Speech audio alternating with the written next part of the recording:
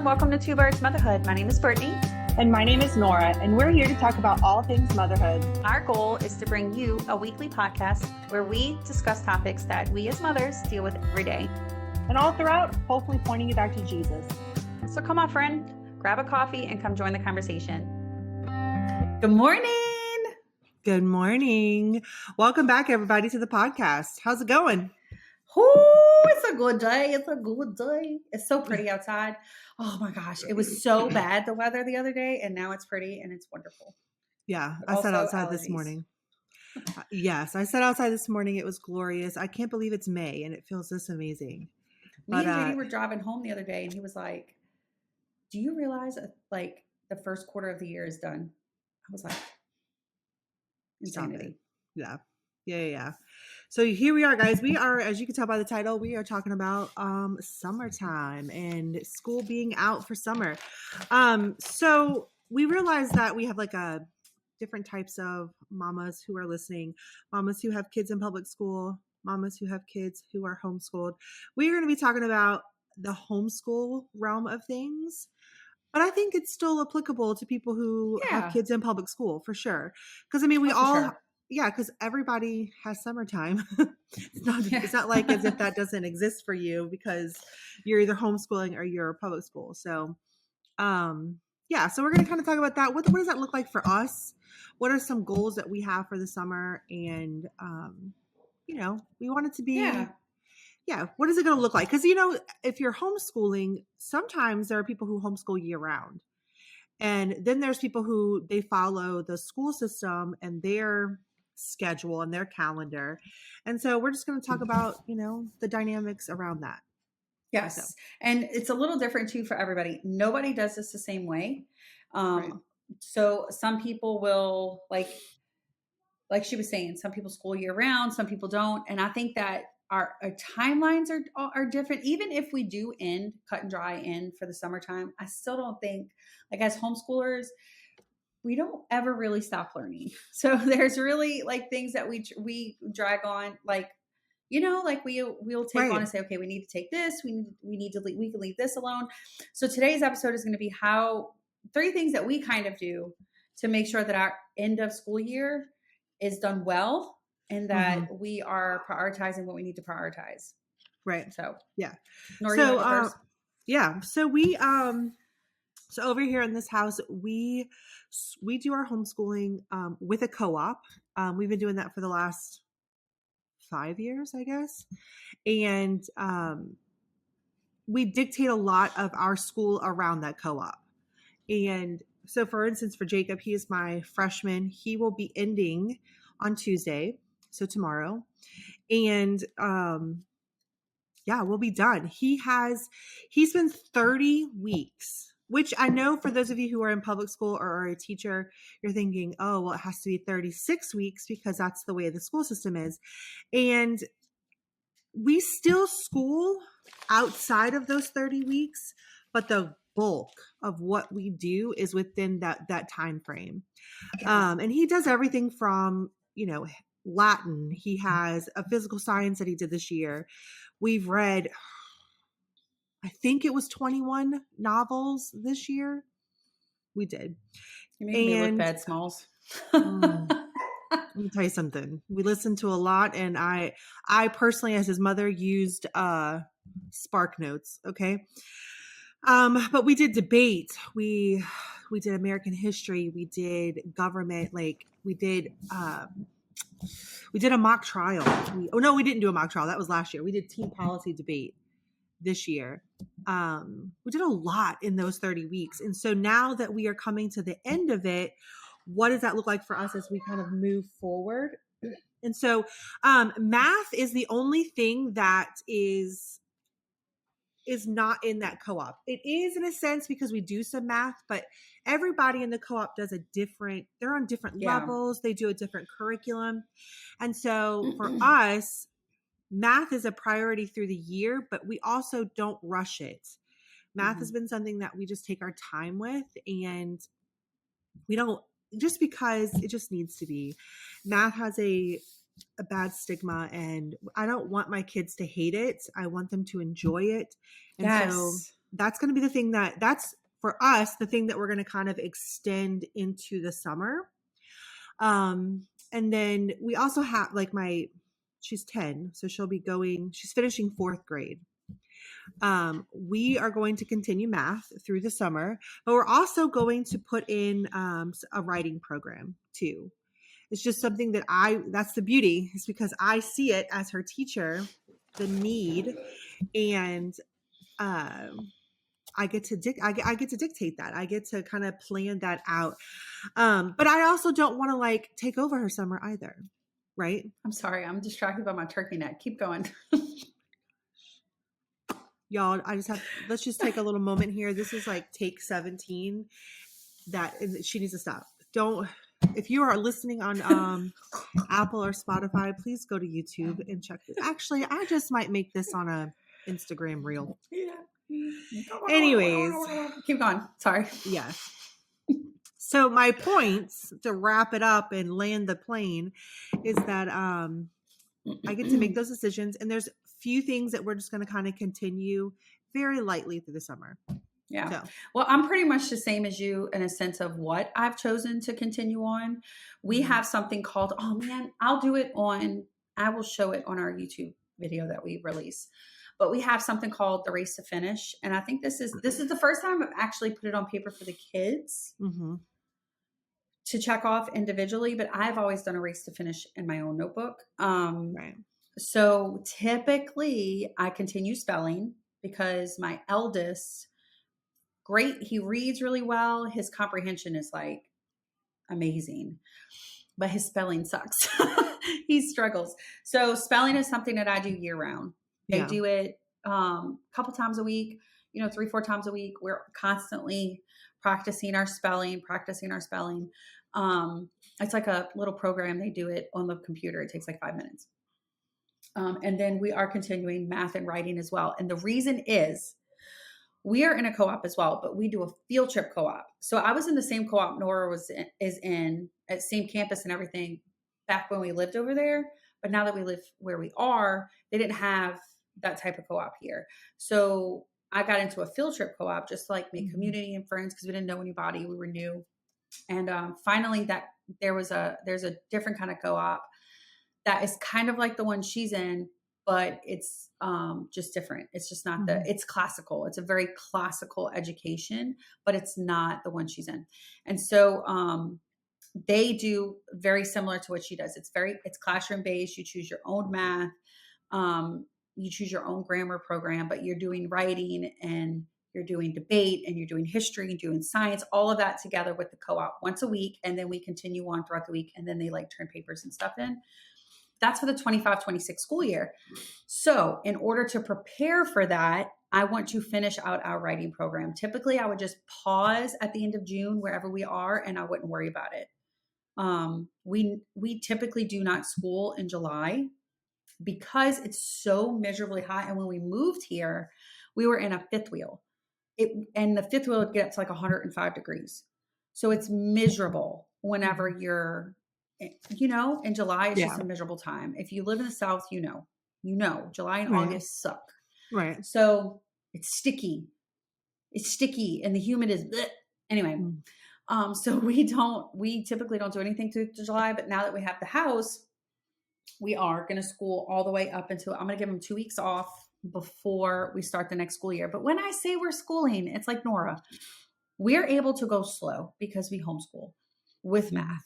I am in the same mindset that Nora's in, that I want my kids to enjoy math. I don't want them to be afraid of it. I don't want them to hate it or be frustrated by it. Right. So we take our time. Right. We choose programs that are very comprehensive, but also we are able to take our time. And so that's what we're going to do. We're going to continue math. We're going to continue our writing program, and we're going to continue spelling. And so through that, did you hear the yeah? Why yeah? The background right now. My daughter is my 5-year-old is spicy, y'all. She is spicy, and She's for show 5. She's for show 5. Okay, keep So, going. but I'm so anyway, sorry. that's what we're gonna do. We're gonna do those 3 things, and I don't know if you said this or not, but those 3 things will only take about an hour, hour and a half a day, Right, if right, that. right, So I will choose to do it on the hottest part of the day, bring everybody in, right. and on the hottest part of the day, we will school, and that's how we probably. So the way that we prioritize is we go through our program and we see what can we pause and do we need to continue. And that's number one, is make a list of the priorities. What do we feel like our kids need to continue to do so that they are continuing to flex that muscle? And so we do that. We make the list of our priorities, which is what we've done. And then we look at the things we can pause. They don't need to do handwriting throughout the summer. They don't need to do geography throughout the summer. They don't need to do those things throughout the summer. Now, some parents might say they do, and that's wonderful. But for us, like for me and for her, it's typically just the writing Mm-hmm. and the math. So Right. those are our first 2 things. What is a priority and what can we pause? And then the last thing that we do for schools out and for preparing for the summer is we try to plan something fun for the end of the year. Yes. Yes. So I was already talking to my husband about this, and we're already like plotting and scheming some fun things that we can do for the kids. And not things that are super expensive. We're not talking like vacations where you're going to the zoo. I mean, yes, the zoo is great. Don't get me wrong, especially if you have a membership. yeah, if you know, you know. Right. But I mean, like, what? Yes, water parks would be fun, and this would be fun. But like my husband was saying, like if we go to the beach, right? Which we live further south, so we could go to like Biloxi or whatever. We can make it a day trip. He goes, but you're talking about a couple $100 just in that one thing. And I was like, well, let's bring it back to the 90s. When the 90s summer, right? Where you just played with a sprinkler and the water hose outside or whatever. If you even went swimming and just came back in and ate just a good sandwich with some chips, Oh, the sliced turkey on white cheap bread. Well, it won't be cheap bread because we bake, but white bread the sandwich meat, and you put your chips on it, and when you crunch it, it goes. Yes. Oh, Yes, it's so good. So yeah, so we're talking about doing just things like that. Like just I've been trying to like put together a bucket list of easy things, not things that would take up the whole day. Because this is the thing. I don't want to have to entertain my child all throughout the day. No, because It's it's our not summer like, too. Dang it! well, right. Well, and I mean, I try not to entertain them beyond school, if you would call that entertainment, during the year. Because, like, when we're done with school, I'm like, go play. Like, Yes. go, be bored, read a book, build something, paint something, whatever the case may be. Like, go and do those things. But I thought it would be fun to have like a bucket list of like, let's bake cookies for the neighbor, or let's Yes. make popsicles, let's do a lemonade stand, which we've done that multiple times. But so I'm putting together a list, so be on the lookout for that, because Yes, it's gonna be fun. yeah, but just something that's quick that won't take up the whole day, but yet it's still like we're checking it off the list. Like, look, mom, we checked off going for a hike, or Yeah. oh, we checked off playing in the sprinkler or whatever, and just try to get as many of those things done. So we're planning like even though our school year does not, oh, sorry, y'all. I'm gonna have a permanent setup soon, I promise. So even though we're schooling throughout the summer, technically, we are gonna do like a day where it's like end of like rigorous schedule kind of thing. Like end of our formal schedule school or whatever. But we're gonna do like an end of school year celebration.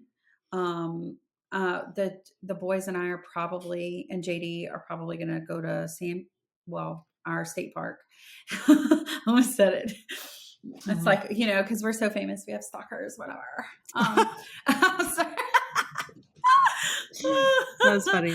Anyway, so we're probably going to go to our local state park, and we have our trail bikes that we haven't broken in on the new trails yet. So we're probably going to go ride trails, and JD's going to probably bring his smoker or his pit or whatever, and we're going to cook, and it's going to be just a fun day. Yeah. And then we're also planning end of like middle school, welcome to high school day for our son. So that's the two that's the two, like I say, big fun things that we have planned. We want to take him to like a really fancy dinner, and we Yeah. want to give him something special, and we want to just kind of usher him into this next season of his life because I yeah. do. So we're gonna, so we wanna usher him into high school the right way, and so we have those are the two things that are kind of like our plan days. But other than that, same thing as Nora. Because we're working on the list together, and I want a 90s summer, man. I want my kids to be bored. I want them to be bored. I want to be like, hey, y'all want to eat popsicles on the porch? Listen, hear me out. If you're from the South, please comment and let us know if you've ever fried an egg on your drain, your water I've never drain. done this. I've never done this. Because listen, but I'm not technically from this. I mean, I'm not You're from not. South Louisiana. I can't. I mean, technically I am, but I mean, I wasn't born here. No, listen to me. It used to get so it was so hot. It was so hot.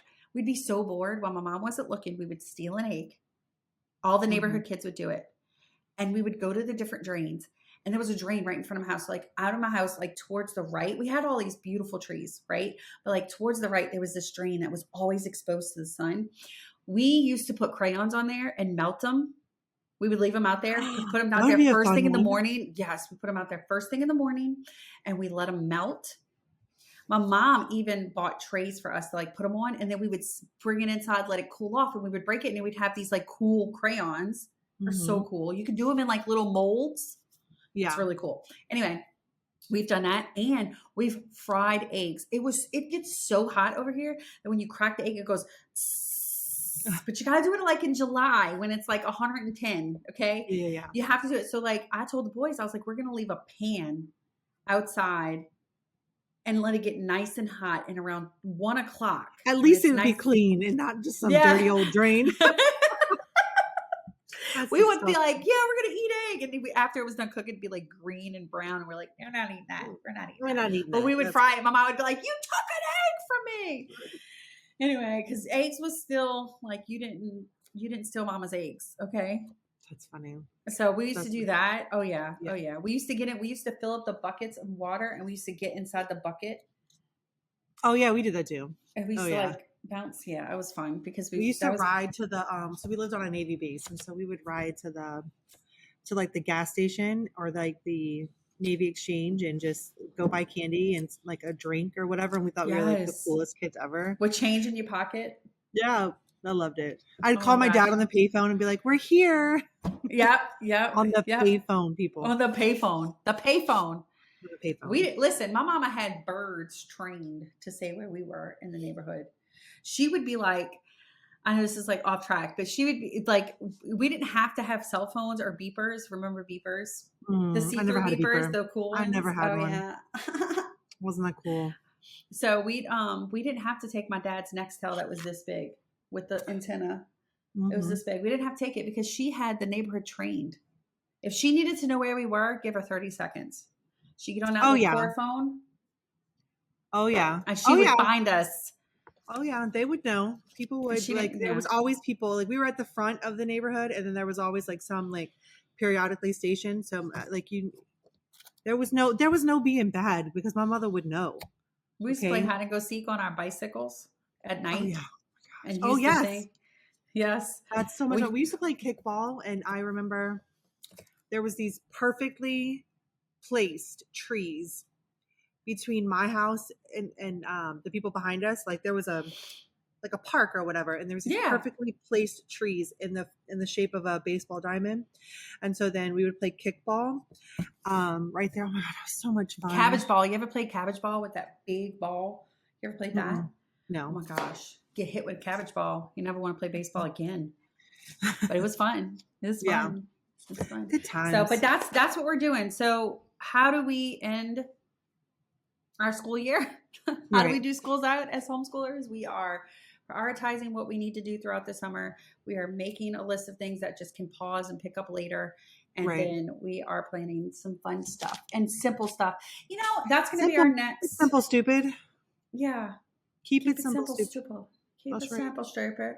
We're our next episode. We think you guys are gonna like. We are expanding on this conversation of simple summers. So, um, if you're into it, if you're into it, give us a listen. Give us a listen. Yeah. So, but let us know, how are you ending your summer? Do you school year round? How are you like celebrating the start of summer with your kiddos? Do you do it with your cop? Do you do it just your family? Right. Do And, we need and I did want to say this really quick. We are all in different spots, right? And so, like I said, I'm continuing like writing and whatnot with my daughter during the summer.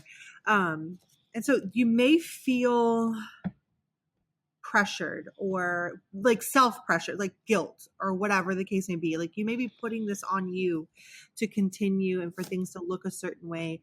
And it doesn't have to be.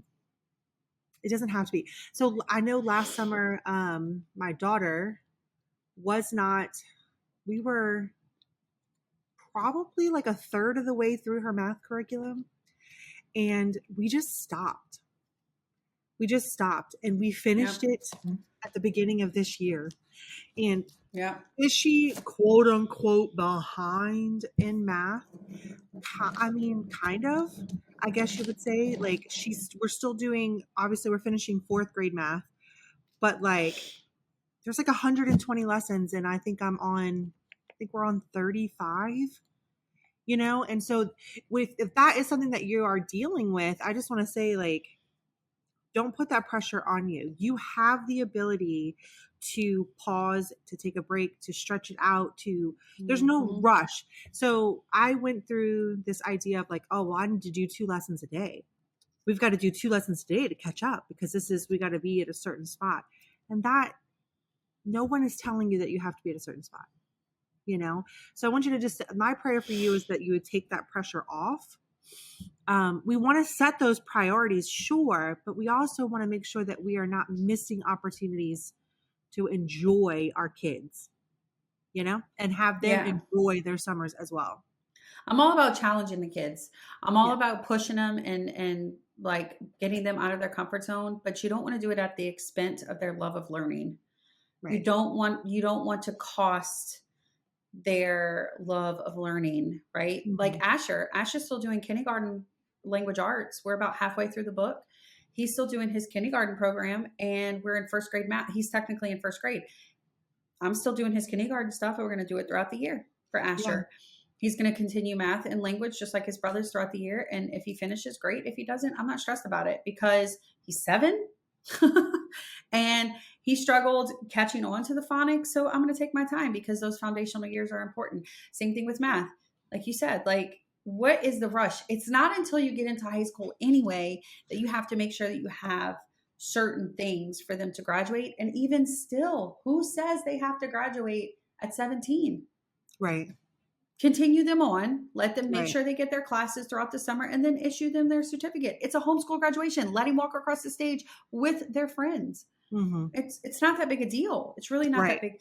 I think I'll say you have to look at your kid and you have to know the priority for your kid. If Jacob wasn't, if he wasn't, there wasn't a potential for him. His desire as of right now, then the freshman year, is to potentially go to college. And so that being the case, there are certain goals and things that we have in place. And so that makes things a little bit different as far as priorities go. But that doesn't mean that you can't still have fun and you can't still make it to where there's that enjoyable time during the summer, Oh yeah. That's the same. Yeah. Same. Yeah. If you're, and then I know there's some people that are listening that have pressure to just quit. To like, okay, we're just done. But in the back of your mind, you really need to do this, but you're afraid to upset your kid or whatever. And I would encourage you, no, if this is a priority, if these are things that your child is struggling with and you want to slow down and take your time with it throughout the summer, I encourage you, do it. Do it. Because at the end of the day, they're not going to be outside 8 hours a day anyway, because it's hot. It's so hot. They're going to be inside. So take an hour first thing in the morning, or in the evening time, or whenever you want to do it, take an hour or 2, work on the areas that you want to work on, and then move on, because that's homeschooling. So in the same breath that you feel pressure to continue it because other people are doing it and you don't really feel like that's not a need for you guys, don't do it. Or if you feel pressure to not do it because nobody else in your group is doing it, so you feel like you're the mean mom if you do it, then I You're right. say 'Cause the bleh thing to is that that. you are the mother, you are the teacher. Yes. That's the beauty of what we're doing here, is that you get to make those decisions. And so I would just be in prayer about it and talking with your husband about it, or if you're a dad listening, talk to your wife about it or whatever. Yeah. And and just that way you can make that decision and be of one accord as you're moving forward. I saw a post yesterday evening on our Instagram as I was doing interactions for TVM, and she said we tend to try to make homeschool look like tradition, like regular school, right? Corporate school, but it's not the case. Homeschool is families learning together through life and literature, right? Whether it's life, literature, and arithmetic, your curriculums, whatever. Everything that we introduce into our homeschool is a tool. It is not a master.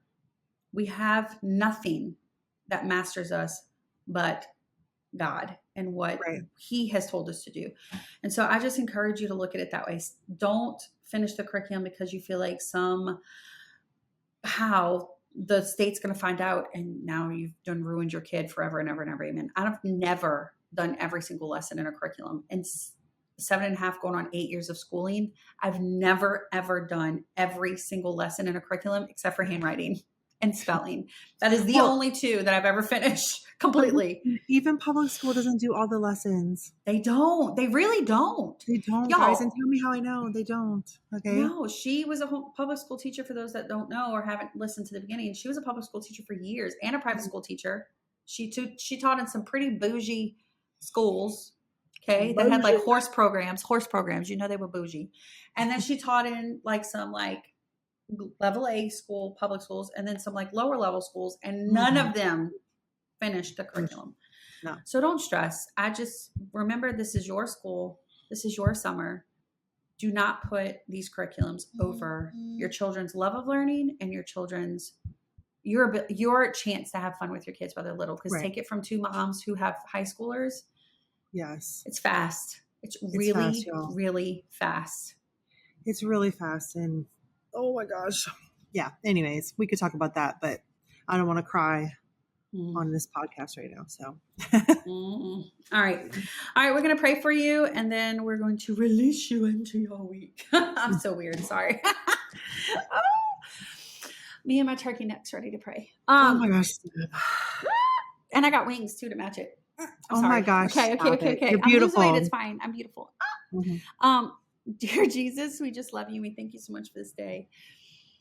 Oh, Lord, I thank you. We are undeserving of this platform, yet you gave it to us anyway.